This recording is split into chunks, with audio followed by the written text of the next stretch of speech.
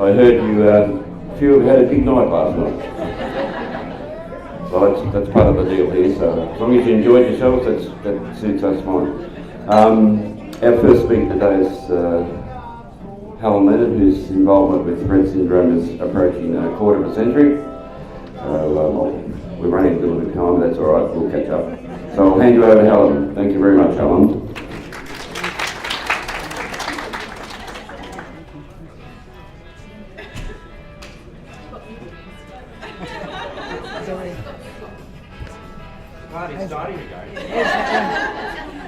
It's not connecting. It's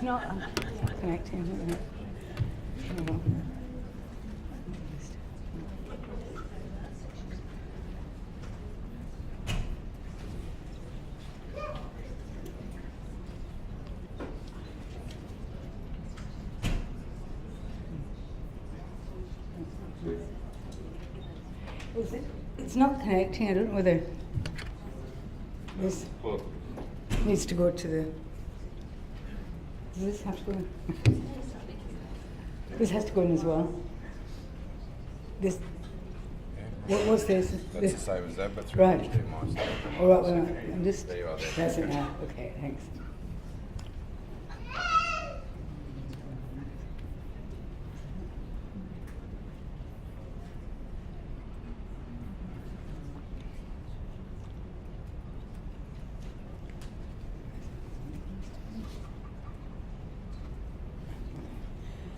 Already.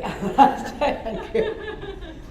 Well, thank you, Bill, and the Association for inviting me to this conference to present. I really appreciate this. So I just wanted to start by showing you the website for our study, Aussie Rett and Inter-Rett, because I'll be referring you back to this website, and I invite you to check it out. It's got a lot of information about the outcomes of our study. So discovery is a pathway populated by many people. Researchers like ourselves cannot work in isolation from each other or from the community. And the end point of any research is really bringing benefit to the population under study. And in this case, it's girls and women with Rett syndrome and their families.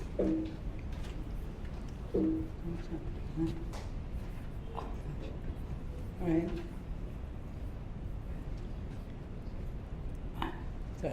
So, wanted to just briefly bring you up to date on the Rett syndrome journey to date.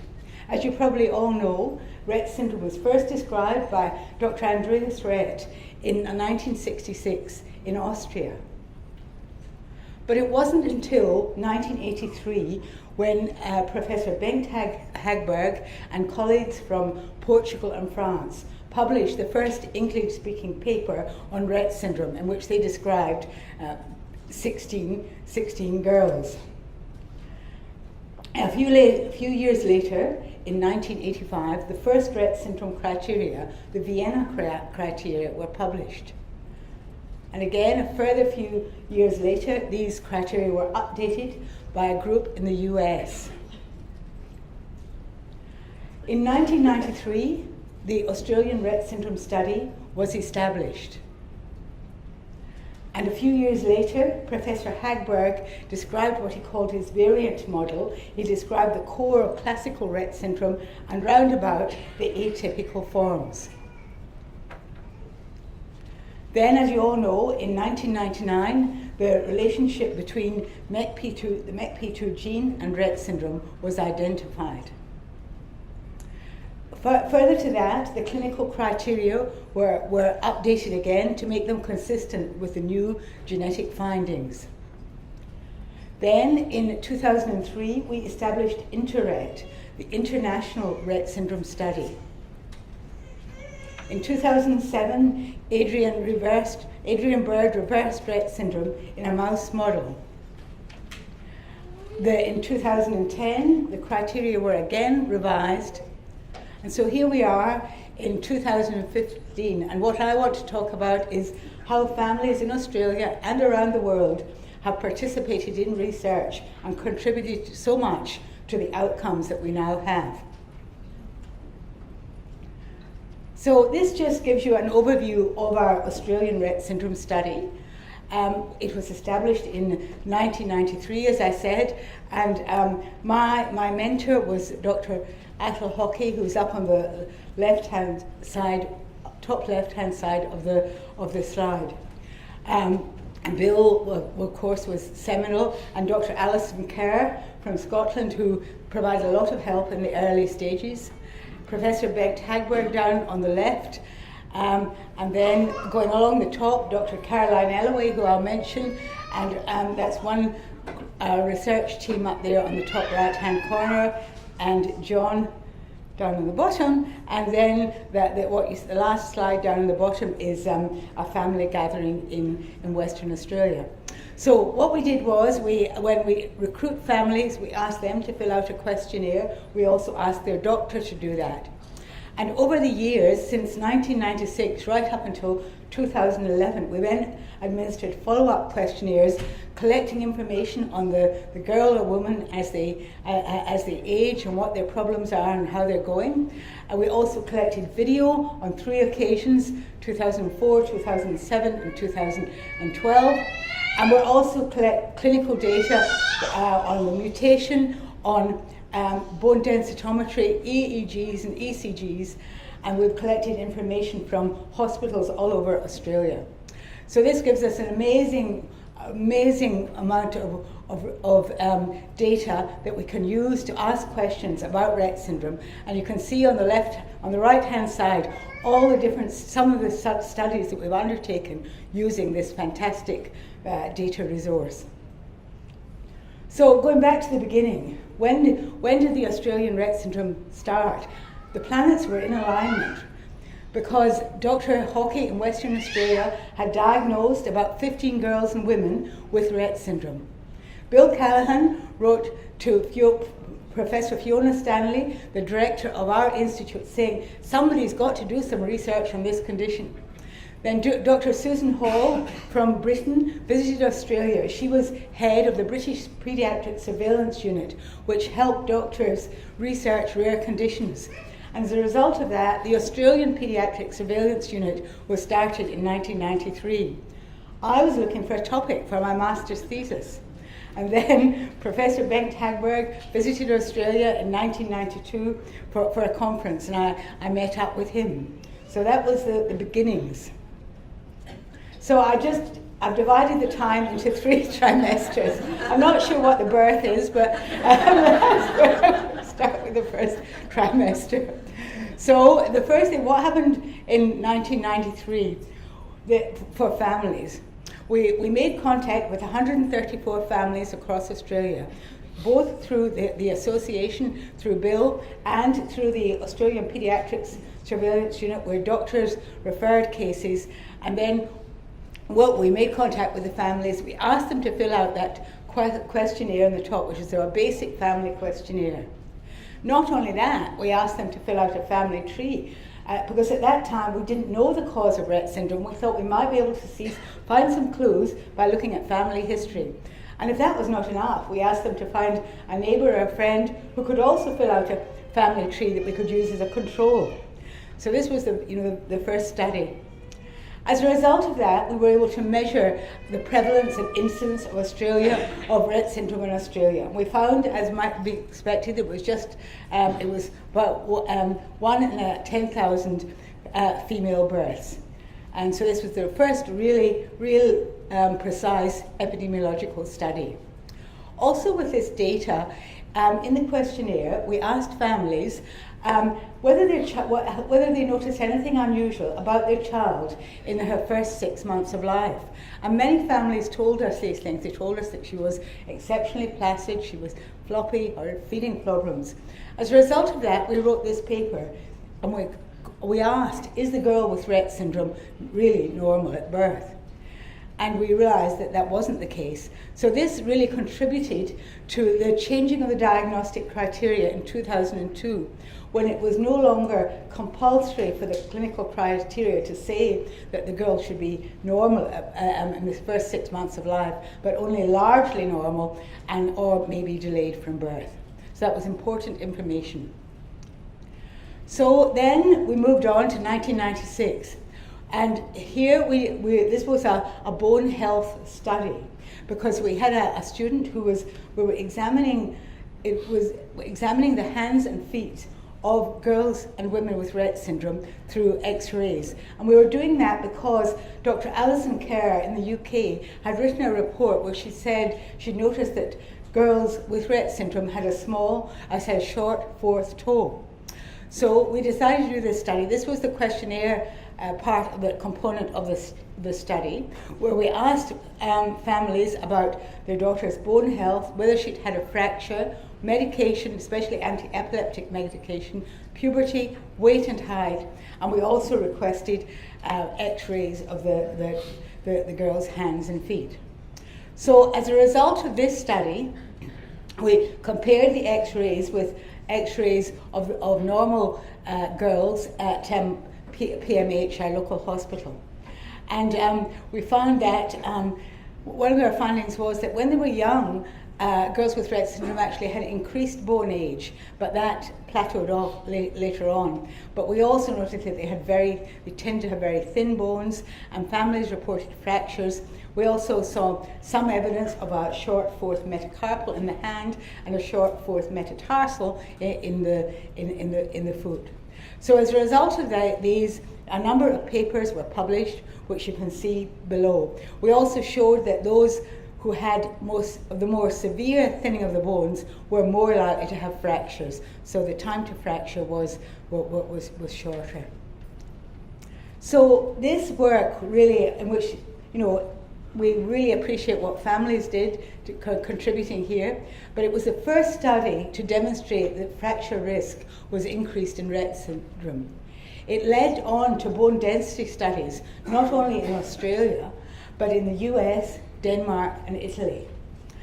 And now there's a belief, and I think there's studies that are soon to be published, suggesting that the MECP2 gene may actually be involved in bone formation. Now I want to mention Dr. Caroline Ellaway. I should say that in 1995, John Christodoulou and I met up at a conference in Adelaide. And that was the start of our collaboration, which has gone on now for 20 years. So in 1996, Caroline was looking for a topic for her PhD, and she selected Rett syndrome. So using the New South Wales cohort of patients, she conducted ECG studies, a double-blind randomized control of L-carnitine, a nutritional supplement, and she also investigated sleep in Rett syndrome, and she asked families to complete a sleep diary. So you can see below the publications that resulted from her work specifically. So as a result of that, this early study, which she did in sleep, this was really the first study to demonstrate the extent and the nature of the sleep problems in a large sample of individuals with Rett syndrome. It led on to further population studies, which we did later on, as well as international studies, which we're in the process of undertaking at the moment, to further characterize sleep problems and their management in Rett syndrome. So I won't stop on these slides, but these are just the list of the publications that were based on our work from 1998 to 2000. So just summarizing, we started in 92, we consulted with the APSU, and then in 1990 we did the original study, and then in 1996 we did the family health tree, before that we did the family health tree study, radiology study, and clinical studies. But what happened in 1999? This was when the identification of the MECP2 gene as the major cause of Rett syndrome was identified. And that photo below shows Huda Zogby, again with families, the families whose daughter was the first child to find the MECP2 mutation. And we're still in contact with that family in our international study. So now we'll move on to the second trimester.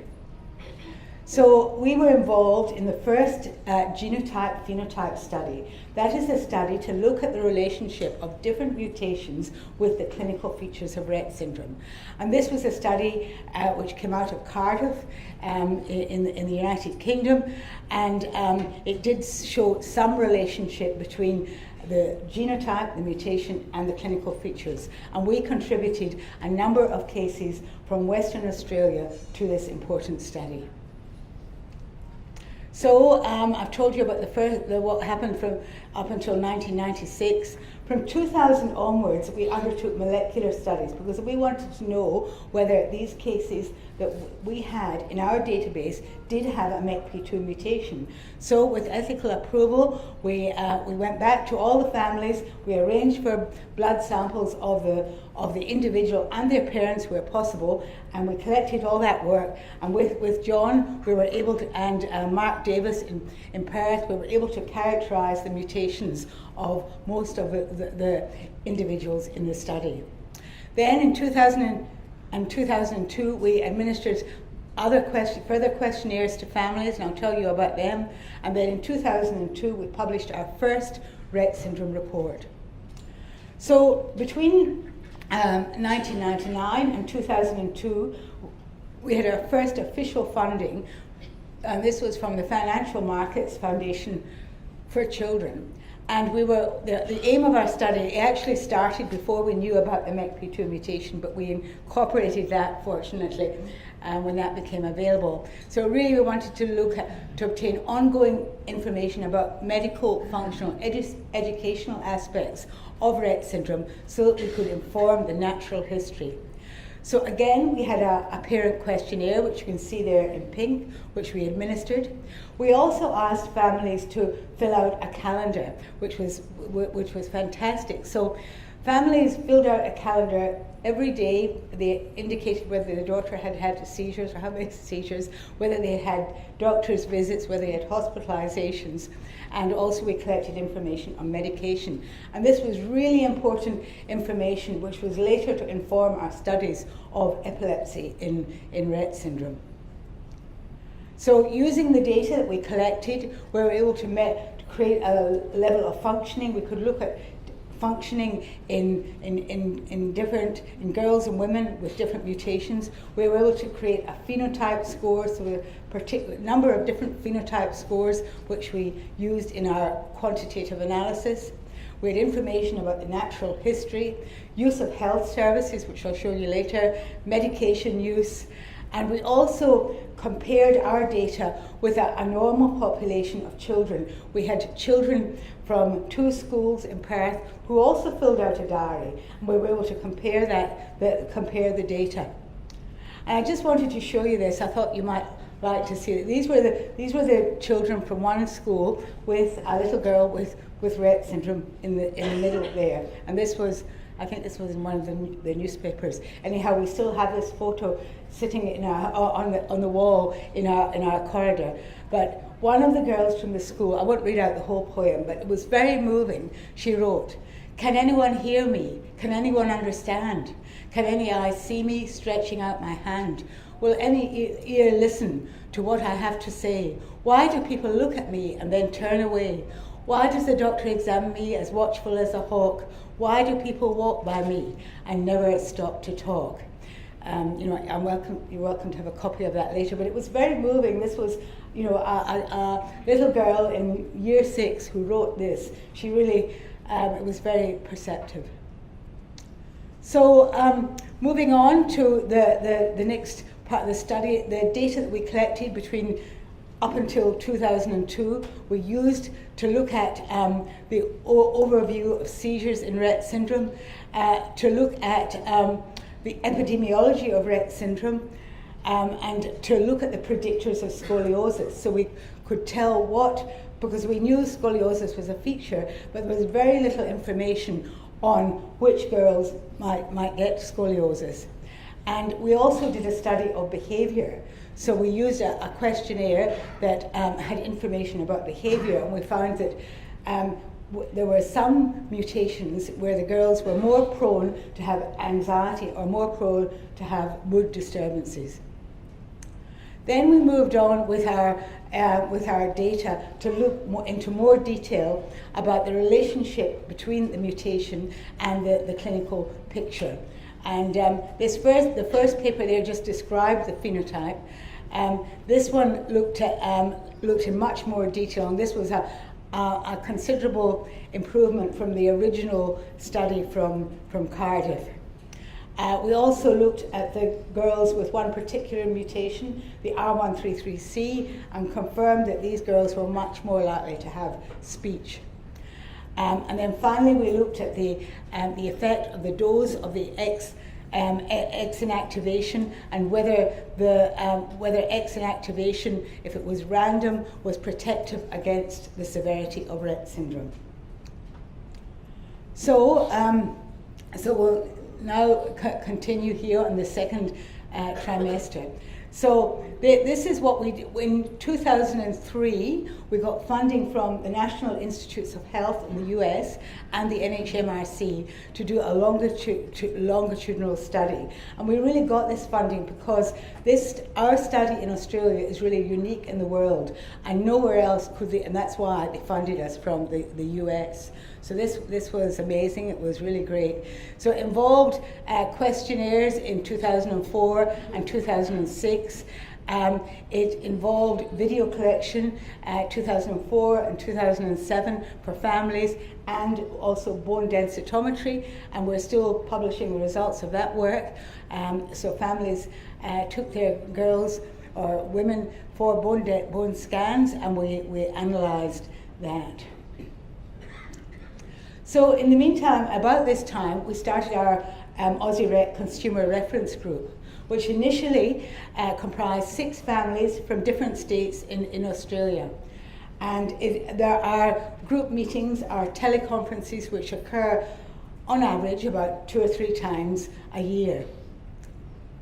And the purpose of our consumer reference group is to build partnerships with families to help shape our decisions, to make our research more relevant and transparent to the community, and to provide a family perspective on all our activities.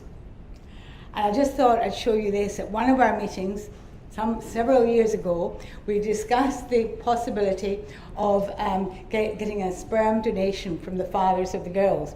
So this was quite amusing. This was discussed at the meeting, and it was a hilarious meeting. As it turned out, we didn't go ahead with that study, but this was one of the things that we can do. And this is the workshop in Sydney in 2005, and some of you may remember this workshop, which we had a workshop for families and a workshop for clinicians, and it was sponsored by the Australian Paediatric Surveillance Unit. Subsequent to that, we published our second Australian study report in 2006, and we'd love to do another one soon, if we can find the time and resources. But this, we've used this, and we send this report out to new families whenever they request it. This is our newsletter, Aussie Rett Connect. We try and send this out at least once a year to give families, information about what we've been doing and what we plan to do. So. Just wanted to show you this study. I told you that we looked at health service use in that calendar study. Well, what we did was we took all our data, and we had a measure of health status for girls and women, which we used the data to establish whether health was poor, health was good, or very good. And we found that generally health status, the different lines represent different mutations. So on the whole, they're going that way, which means that generally, unfortunately, health status is getting worse over time. But for some mutations, it seems to be getting better, but the majority are going that way. But we also saw in the second graph that health service use was going down, and this isn't good, because if your condition is getting worse, but you're not getting the services, we need to do something. So that was what that study was about. We also did an economic analysis looking at mainly what families had, the cost of through the health sector and to families. We also looked at the physical and the mental health of mothers, and we also looked at the availability of resources for respite. And as I was preparing this slide the other day, I thought this is really important information for the NDIA. We probably should send this to them so that they have this information. So, as well as service use, and we also looked at medical issues. These were 2 studies on sleep problems. This is one looking at the predictors of seizure onset, and one on growth, which led on to our recent study on gastrostomies. And this was about diagnosis, because we found that there was considerable variation in the age at diagnosis of Rett syndrome. There were some girls who weren't diagnosed till their teens, and we wanted to know why. So we did find that there were certain mutations less likely to be diagnosed. And this was a US study as well, and in the US there were other predictors such as socioeconomic status, which influenced whether girls were diagnosed early or late. So this is just a bit about our video study. The idea of the video study was to be able to demonstrate variation in function and also change in function over time, and to look at again whether there was any relation to the gene mutation. So what we did was, actually that DVD there is that where it was we made a video about how to video your daughter, and one of the West Australian families helped very much with that. So we sent that CD out to all the families, and we gave them another short questionnaire about their daughter's functioning to complete as well. And then we have been using that data over time, and I'll show you some of the results of this, to look at how function changes and what the relationship with genotype is, and to also to make a measure of functioning that can be used in clinical trials to see whether girls are improving. Also could be used by caregivers or people providing services to see how the function is being maintained. So these are just with the video study. There were protocols for sitting, for standing, for transition, and for walking. And the blues were those who had no problems, the yellows mild assistance, the turquoise moderate assistant, and then the yellow turquoise assistant, and then to the right those who were unable to do it. So I'd just like to show you some examples of these, and you may recognize some of the children here. This one is sitting. You're not having her knees or anything. No, I've really took that. She is so focused that she's doing the sitting. I don't kind of think very well on the cushion. This is Jenny. It's not as solid as that. And that, sorry, I missed that. I missed the other one, but this girl standing. So it can be quite challenging for the girls to stand still like that. And this is walking. You walk. Good girl.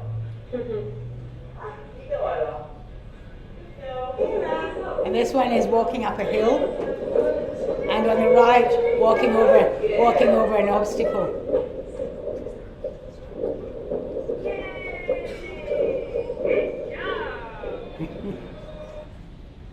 And this was, I'll tell you about our scoring, but we had one which belonged to the challenge score, and challenging is picking something up off the floor. Now, this on the right isn't part of our protocol, but I thought you would like to see it.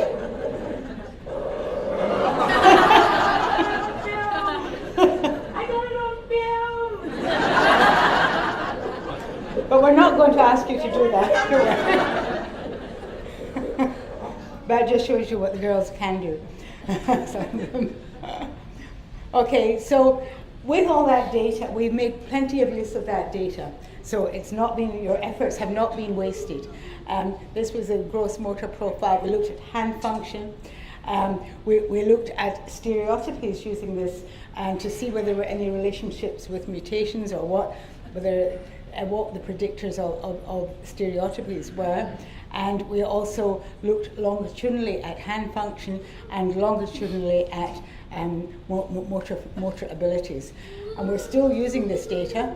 This is a recent, very recent study which hasn't yet been published.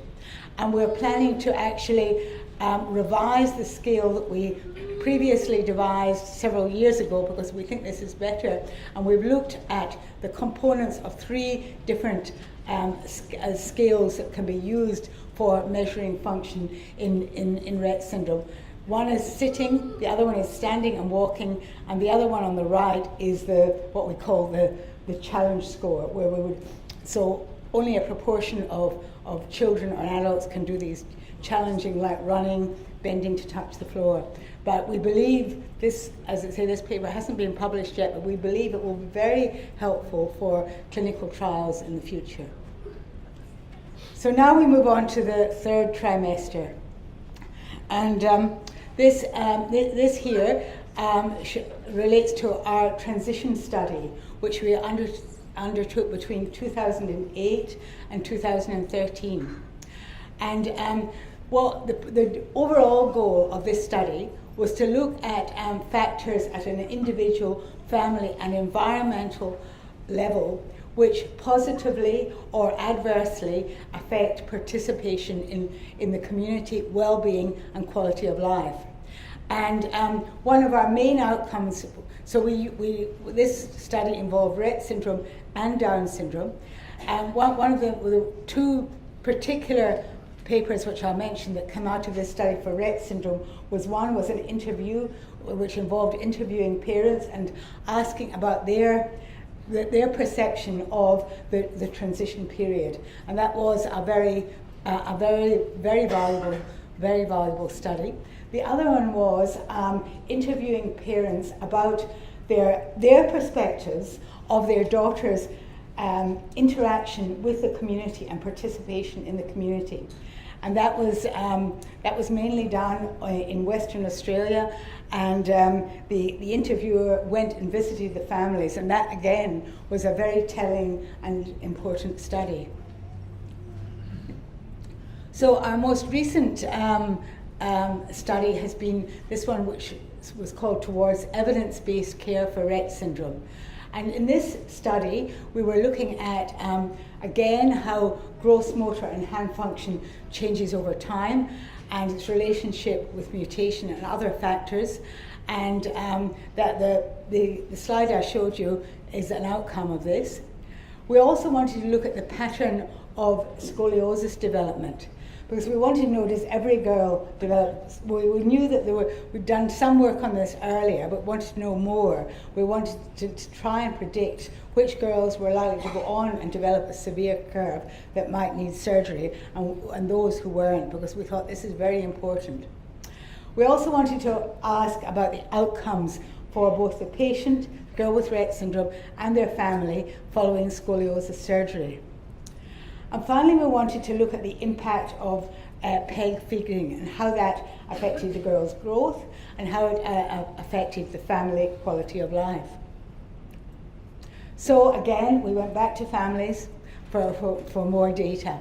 And we asked families to fill in questionnaires in 2009 and 2011. We also asked them to provide another video. So we've got a large number. This expands our video collection, makes it even more powerful. And for parents of girls who hadn't developed scoliosis, Jenny Downs phoned them every 3 months to ask them to look at their daughter's back and work out whether there was any sign of a curve developing. And this actually showed us how to see how these curves were developing. We also collected other information. We collected X-ray reports on the spine from all over Australia. And as I said before, families participated in interviews about transition, their daughter's place in the community, and about the aftermath and process of scoliosis surgery. So you were completing questionnaires, you were providing videos, and many of you were also being interviewed. So what have we found? We know that scoliosis is the most common orthopedic comorbidity in Rett syndrome. And we found that about our revised data now suggests that about half of the girls will have a scoliosis by the age of 11. The scoliosis usually progresses, but there was one mutation group, which was R306C, where we didn't see the progression. There was other mutation groups where it was also less likely to occur, but we were looking at progression in this study. If the girl was walking independently, there was much less chance that her scoliosis would progress. And we did some very careful mathematical modelling.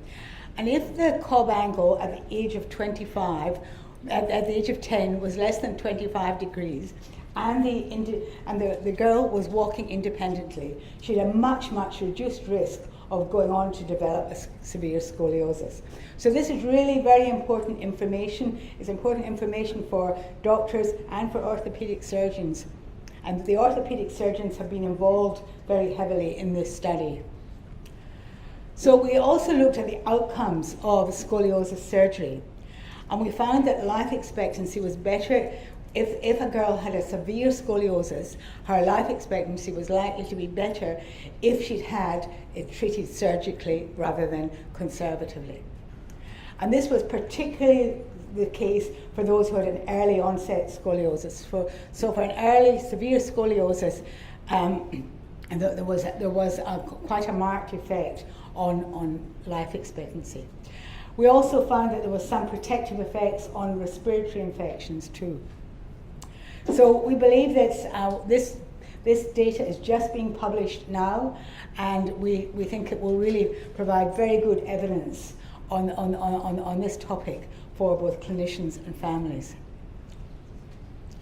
We also asked families in this in this study about their experience of scoliosis surgery, and we found that families reported high levels of overall satisfaction with the surgery and with the care in ICU.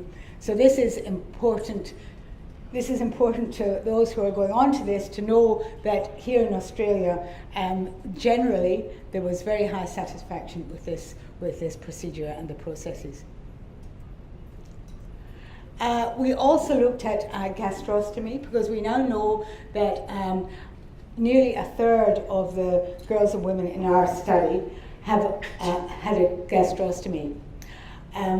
It was commoner in certain mutation groups.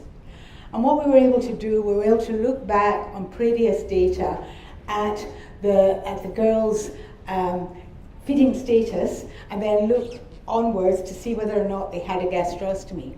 So we looked back at those who had and had not had a gastrostomy, and found that those who had far greater feeding problems when they were still orally feeding, which is what you might expect, but it was actually very good to be able to do that, and I don't think that could have been done anywhere else.